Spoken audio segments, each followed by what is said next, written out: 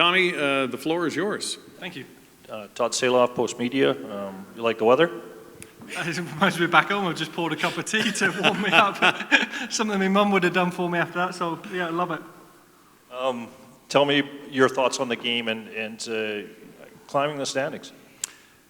Listen, I think we've said all along, we use a lot of analogies through here, and the one we're doing right now in the current circumstances is just riding in the peloton. We've got to stay in that four. We've got to stay in the pack. We've expended a lot of energy in previous seasons leading from the front, and it's a tough position to be in when really you're only ever judged on the final game or the final two games, in this case with playoffs. So we'll pick up points at Echo Field. We've got no trouble with that. The players, we can rest, rotate, change as much as we can.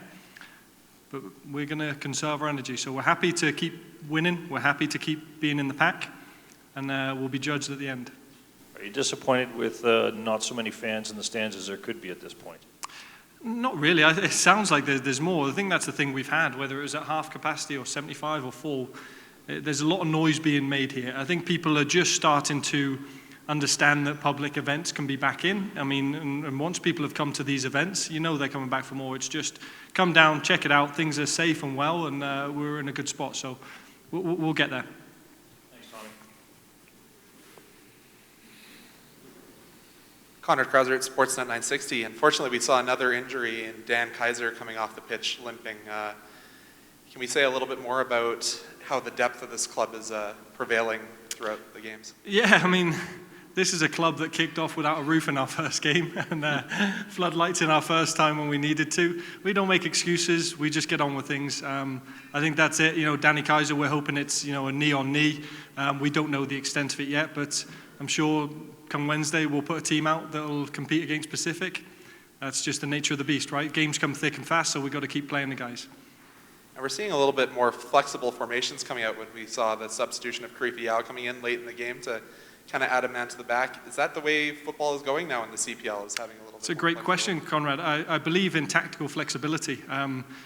I think you only say it's a 4-3-3 or a 3-4-3 when you name the team, because we've done it where at the back we'll play sometimes a 2-3-5 when we're in attack, or it'll be a 4-1-4-1, or you know, sometimes it's only very rarely in that 4-3-3. It's what you have in your half, their half, in possession, out of possession, and then in transition. So tactical fluidity is important, and I think I really give these guys a lot of credit, because you know, you're putting in, you know, Danny Kaiser's a U Sports draft he's playing. You know, we put in Victor Lattori and Jose Hernandez, both under 21s, Karifi Yao, and they're managing a game. And I think the last 10 minutes is a tough ask, and they're doing such a terrific job at it, and we're getting 3 points as a result. Thank you, Conrad. We're just going to see if we've got any Zoom questions. Moses, again, you're up there, buddy. Tommy Wheeldon.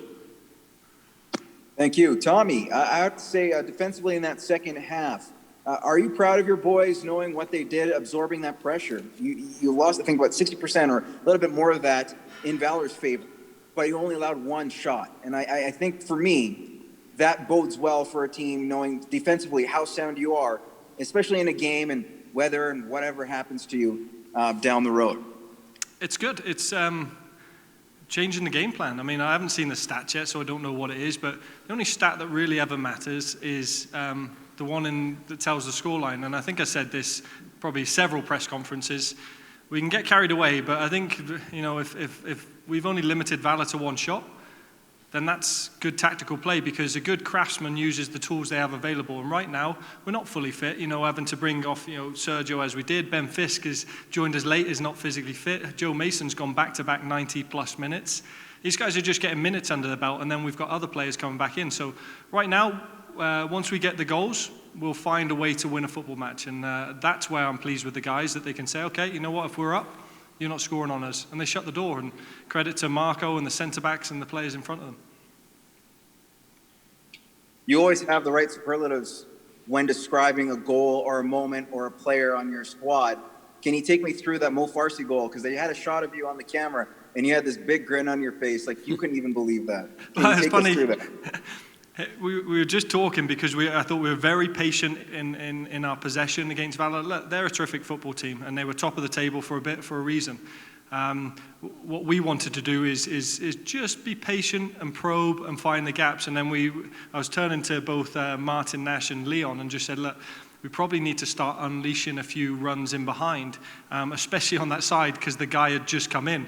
And sure enough, we got a message across to Mo and as soon as Sergio Camargo turns in that pocket, he's dynamite. And he just looked at Mo, threaded him, and then the rest. As soon as Mo took the touch, we knew where it was going. It was very similar to his goal against Pacific in the Island Games. So, and once we scored, you do well to get it off of us.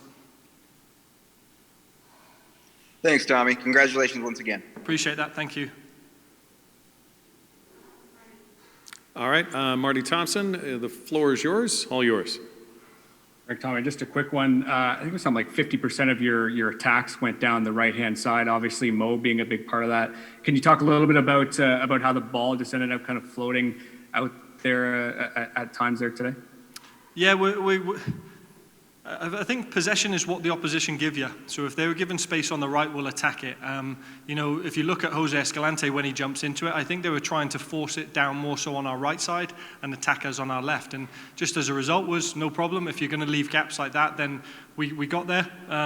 But yeah, possession is what the opposition give you. And we utilize that to the best of our ability today.